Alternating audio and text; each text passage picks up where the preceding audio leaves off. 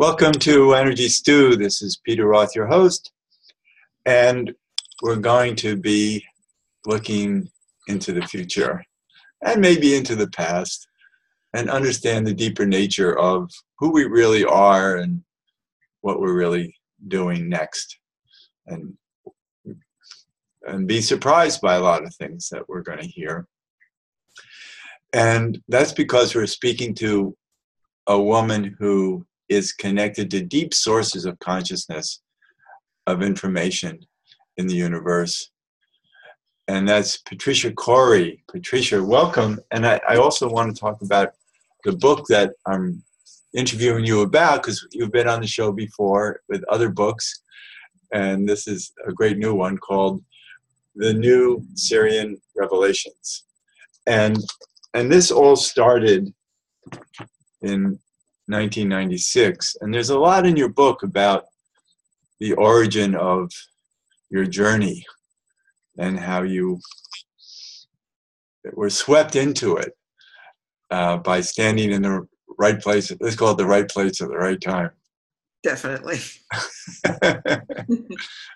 So where was that place and what was the time? Well, I'd like to preface that with saying that, I've been a psychic child, and all through my life I've had that turned on, so to speak. So I've been blessed with that faculty. But in 1996, in the Julia Set Crop Circle in England, I got a supercharge by being taken out of body in that crop circle. It's kind of a long story, which is, as you know, explained in the book. But basically, I was in a color therapy college in England that summer.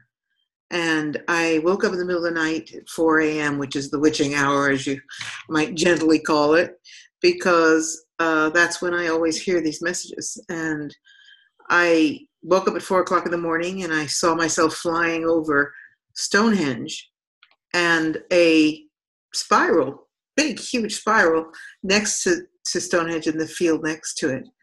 And in that dream state or that waking state, I heard a voice say, pay attention. This is going to be, it's a lock-on point for interdimensional consciousness, and it's going to be very important to you. Yeah, so bam, I woke up, and I had that imprint in my mind. And when I shared it with the professors of this esoteric college, one of them said, yeah, this is a crop circle. And I didn't really know very much about crop circles then. So I was like, what? What are you talking about? And a series of events happened that caused him to say, I'm taking you there. The color therapy course is not why you're here. You're here to go there. So he very kindly drove me there, and I got into my first crop circle. And of course, as far as crop circles go, it was probably one of the most important ones that ever came down. And I was taken out of my body and attuned. Again, I'm going to say that, in my opinion, is in front of every statement I'm going to make here, so that people can honor the humility behind that. But in my experience, I was taken out of my body, journeyed through a galactic LSD trip, and when I came back, I started channeling this information. And it started in 1996, and here we are 20 years later with the new Sirian Revelations, but also with the, let's say, validation of all that information that came through. Right. And that's what's important is that you receive very far out information, scientific information in those days about what's going to happen moving forward, who we are and what's around us, what are the actions going on this planet, who's doing them, and what's in store for us, an opportunity as well as in scientifically to learn more. And no one could agree with you in those days because they hadn't arrived there yet. Well, that's an important thing. At the time, the information that came out was utterly, it was bordering on, not ridiculous, but it was really pushing the envelope for people to be able to get their heads around it, because it was avant-garde. So, and the first time I ever heard about chemtrails was when I channeled the information. Nobody was talking about chemtrails or HARP or, the so many other things, microwave, the vaccination program, everything that's sort of come down the pike since then that has also awakened people to the reality of what we're facing now in this process, has been validated. So the premise of the new book is, 20 years ago we gave this information, and if you look back, you'll see that it's all come to pass. So, here are our new prophecies for a awakening. It's not just a book about agreement of your previous books. No. It's really saying that so people can appreciate that you've been right before. Yeah. Well, there's that, and there's also the fact that it gives more ground, more substance Exactly. to the new information, and Exactly. the new information is so filled with hope at a time when a lot of people are losing hope on this planet. So, there's a closing line in the book that says, "I haven't been wrong yet." Right. So, right. And yet, what we're looking at is mind-blowing, as it was with your earlier work, and people didn't understand, how can you say those things? And then they came true. So now you're saying other things, and a lot of it is also known by other people who are channeling and have resources in the universe too. You happen to have a profound mind that can handle it and translate it into a book that can help us and ground it in who you are. And that's very important, because I think we're all understanding that we're undergoing dramatic change, and what does it all mean, and how do we hold it? And that's why your book is so important, because we want to hold it in the most informational way, let's say, and make sense of it all, because a lot of it doesn't make sense, as your previous books didn't make sense to people, and yet we know that we're in a time of upheaval right now. We're starting to see that the nature of the beast, the belly of the beast, is very obvious. But there's a lot more below the surface that we're not seeing, that you understand and put in the book. So why are we can understand, well, we're seeing the belly of the beast because the beast has to destroy itself. I've been saying lately that we can't kill the beast unless it raises its head. And we see it, then we know it's there. And so that's happening on this planet in many ways. It's and it was predicted by the Mayans, and Carl Kalman is a good purveyor of that we're moving into a new age of consciousness, and only because our very stupid species, unfortunately, have been dumbed down a lot, and we've lived, our history is based on corruption and greed and all kinds of abuse. Well, yeah, but let's not forget that our history is also based on the betterment of humankind, and we've had wonderful moments of enlightenment on the planet. We have cyclical experiences. Right. But let's just say that. But we definitely appear to be in a valley as far as the potency of this dark force. Well, let me just say that I don't believe it's a mistake, and our souls have chosen to be here throughout this history. Yeah.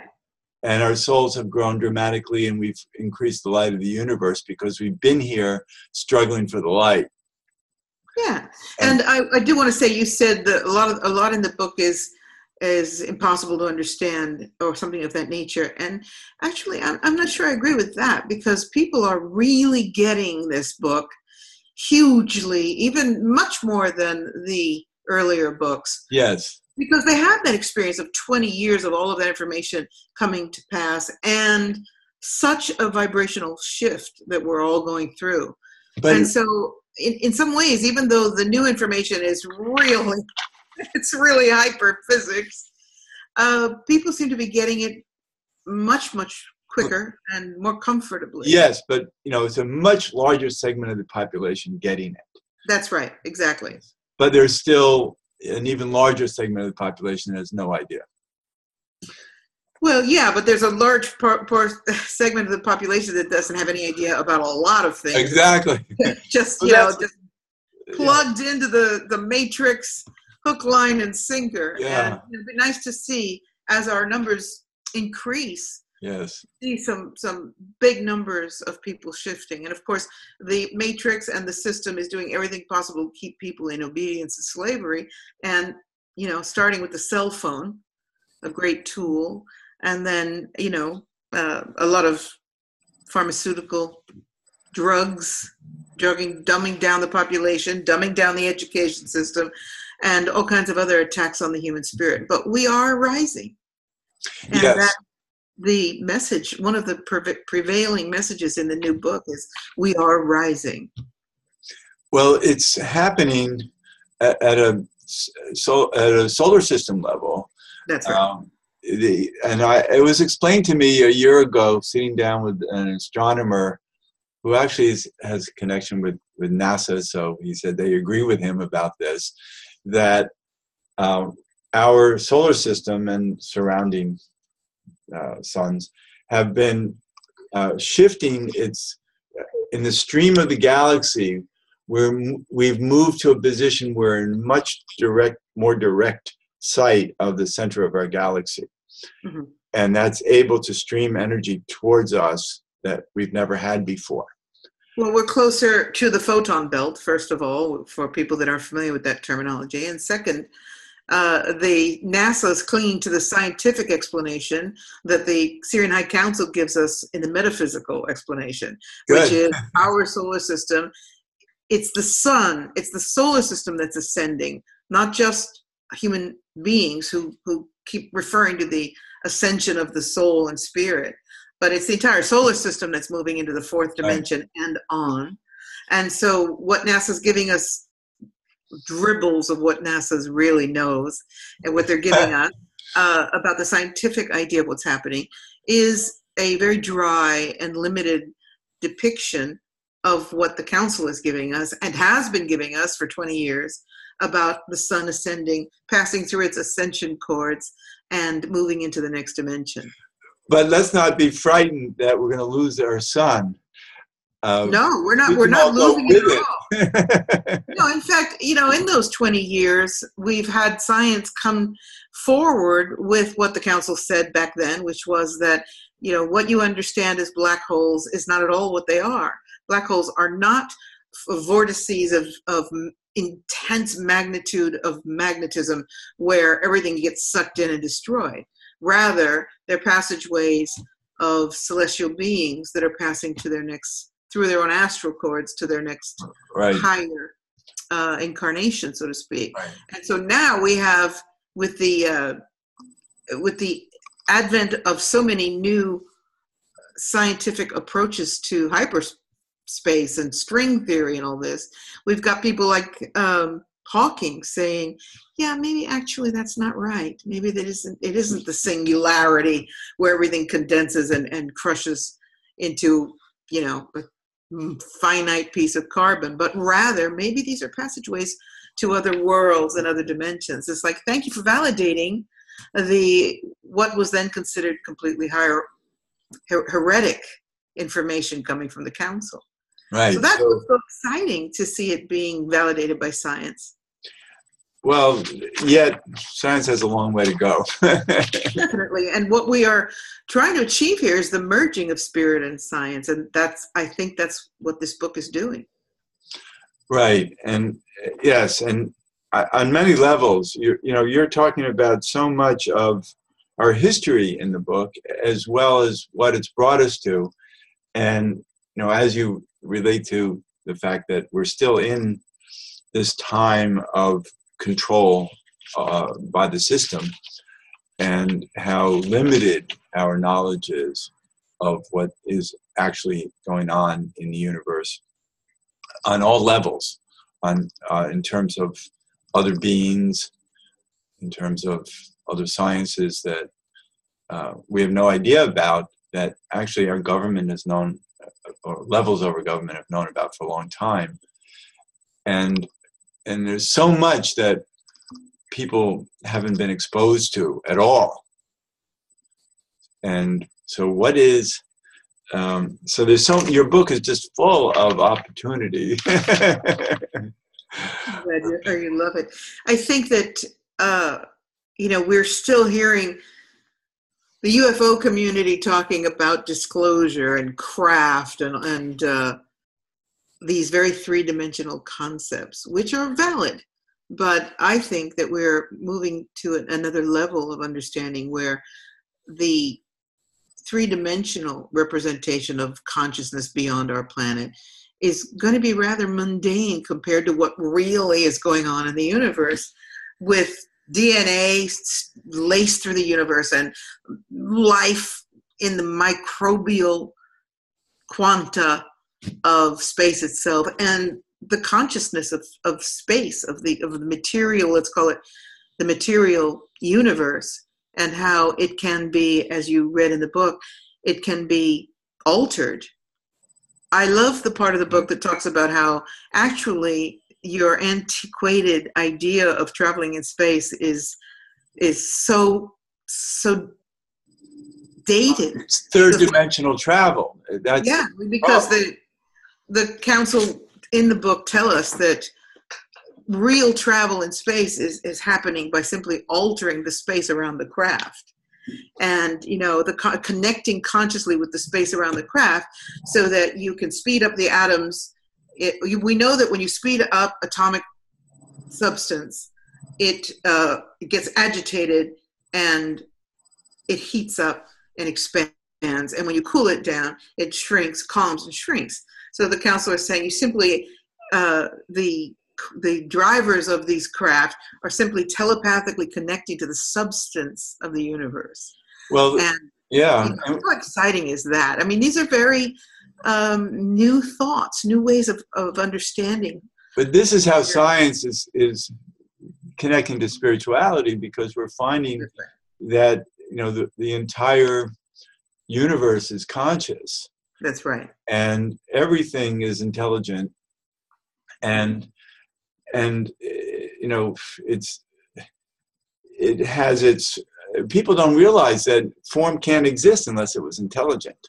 Otherwise, you'd just be, helter-skelter, electrons running all over the place, and no form. We're finally starting to get the idea that substance, matter, is energy.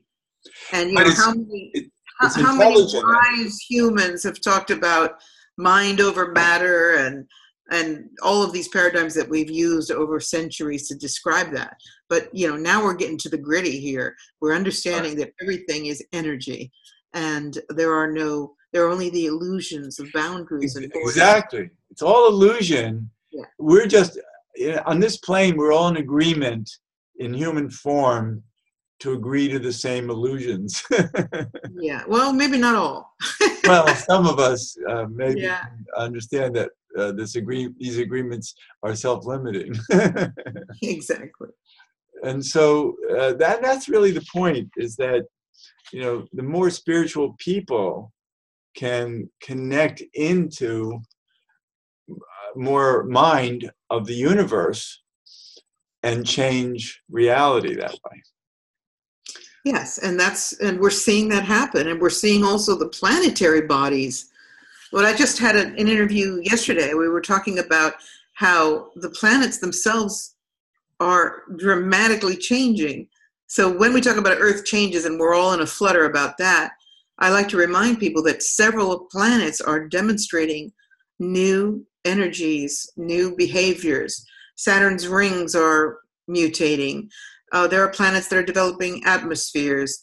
Yesterday I heard that Venus has developed a sort of a tail, an energetic flare, if you will.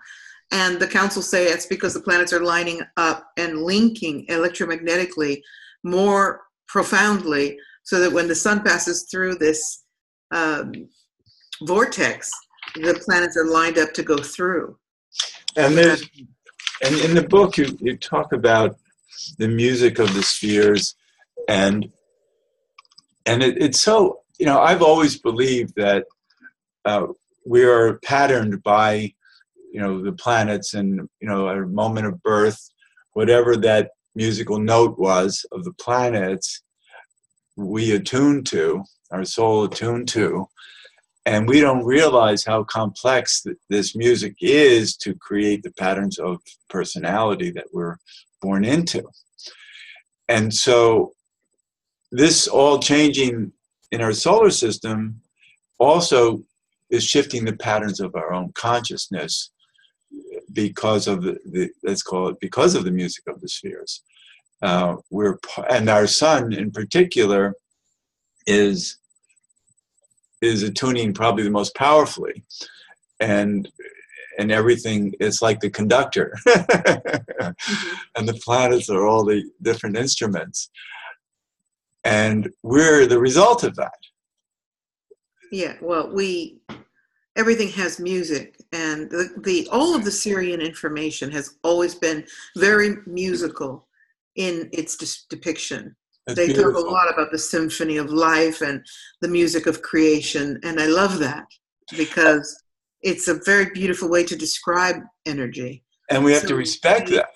We see people doing experiments like at Damanhur in Torino, where they're attaching plants to special musical devices and hearing the song of trees, the song of flowers. They can hear it, they can record it.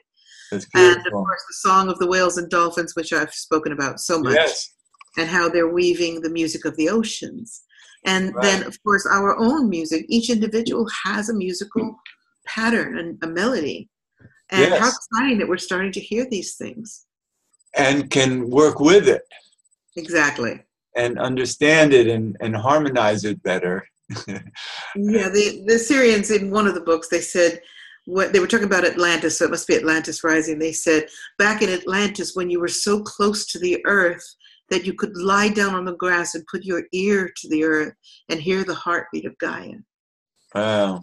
I believe that we are starting to hear again.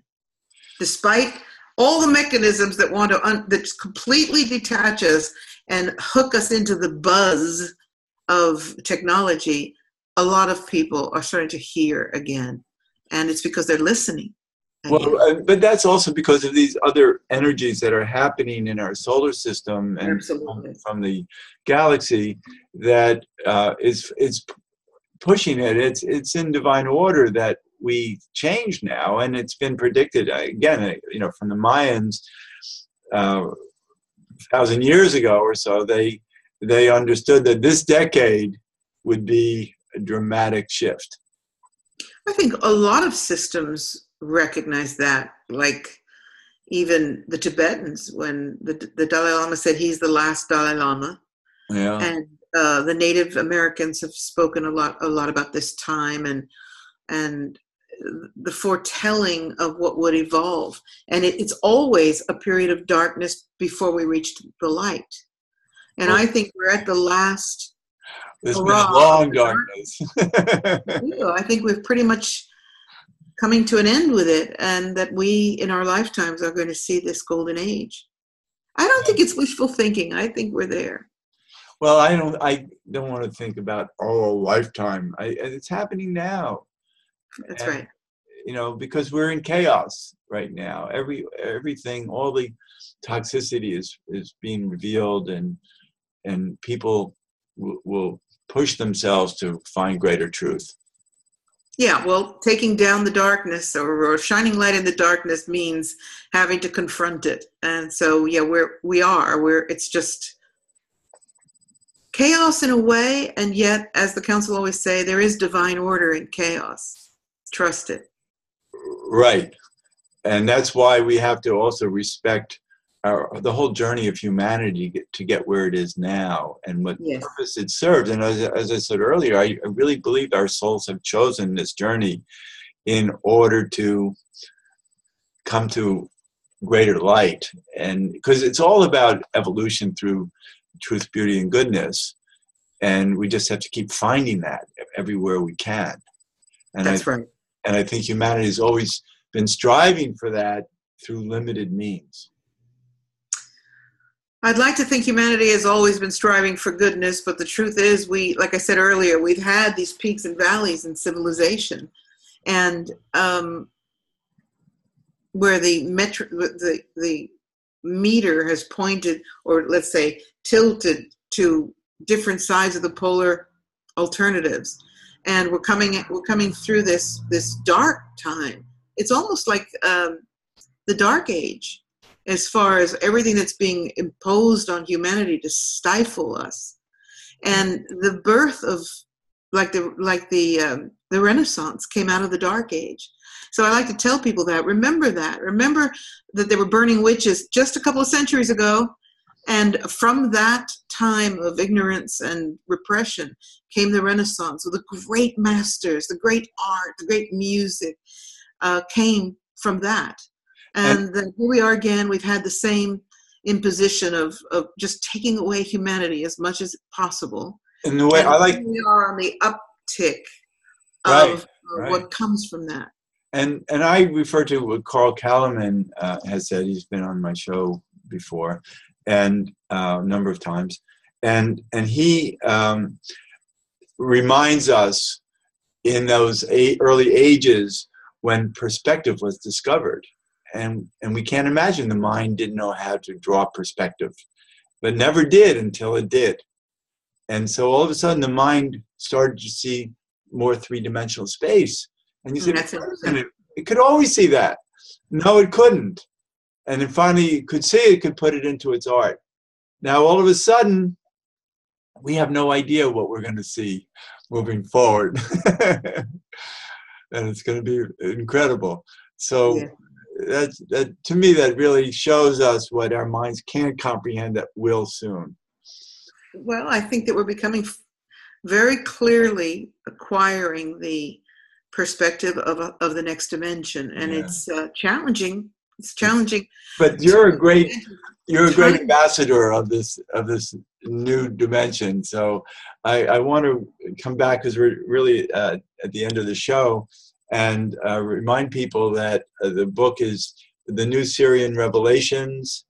It's Galactic Prophecies for the Ascending Human Collective. Patricia Cori, C-O-R-I. How can people find you, or a website, or what? My website is patriciacori.com. I also have a website called SirianRevelations.net.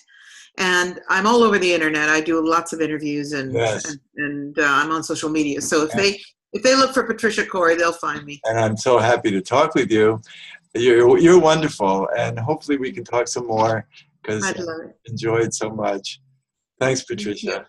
Thanks, Peter. You take care. Thank you for all the good work you're doing. Thank you. And this is Peter Roth, host of Energy Stew at prn.fm. I can be reached at peter@heartriver, HEART, river.org, or 212-222-7748. I'd love to hear from you, and thanks so much for listening.